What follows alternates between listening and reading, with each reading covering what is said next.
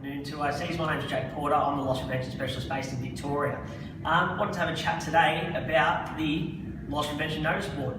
Some of you might have already had some dealings with it in your future or previous life as an operations manager, but some of you might never have ever dealt with it before. So we're going to go into a bit of detail today about what it's about, why we use it, and how it can be useful in your store.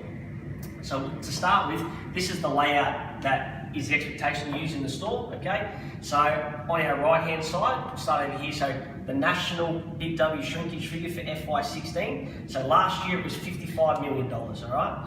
So that is going to be the same number in every single store. So if you go upstairs and that number's not 55 million, go up there and change it now. Underneath that is the Big W FY16 top shrinkage departments for subcategories in the business, okay? So this is every single store across the business, all that accumulated together, and these are the top 6, all right? So that again is the same in every store. So that's been pre-sent, pre-made, and pre-sent out to your store so you can put it up, all right? So that is the top 6 shrinkage.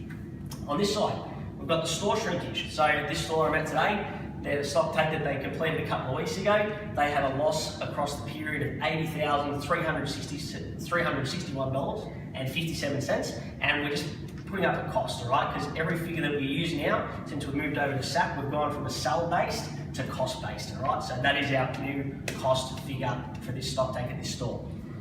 Underneath that, we've got the top 6 store shrinkage subcategory departments specific to this store.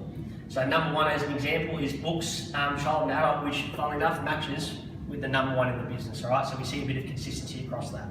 So what these numbers give you is an idea of what's going on in the business, for one, and what's going on in your own store. So for someone that potentially only works 3 hours on a Sunday, they can come in and walk past and go, okay, our last stock take, we lost $10,000 in adult books. That's interesting to know. And they could potentially start talking amongst themselves, amongst the team, amongst the management team about what is potentially driving that number and how can they potentially assist to get that number down to a more manageable level, because every single dollar we can get back into the business is going to be better for the future of the business. So that is the top 4, and that's all about the numbers, okay? So that's our key drivers. It's key so people can see what's going on. Underneath that, we've got the contact details. So every single store, depending on who your relevant loss prevention specialist is, will have one of these signs. So this has got my name on it. They obviously have your state and your store specific person who will fill that space. On this side, we've got a sign which is called Speak Up. So our Speak Up program is basically based around if you don't feel comfortable talking to anyone in your store, including your store manager, your HR person, and you want to remain anonymous, Speak Up is a third-party group, so you can give them contact and you can give them a call and discuss any issues that you think might be relevant. So this sign again is up in every single store, it's the same everywhere, and it's got a contact number there if you don't feel comfortable talking with anyone within the business.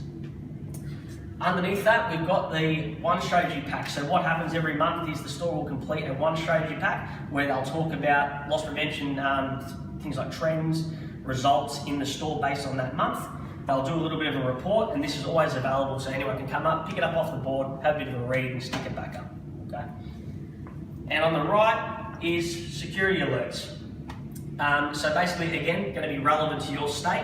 So we got a couple of alerts last week which talk about a couple of gentlemen that didn't want to pay for some Dysons, and a lady who just doesn't want to do proper refunds. So again, going to be relevant to your state depending on what you see, but this is basically what your loss prevention board should look like day to day. If you've got any queries, please contact your relevant loss prevention specialist and they'll be able to help you out. Hope you have a good day.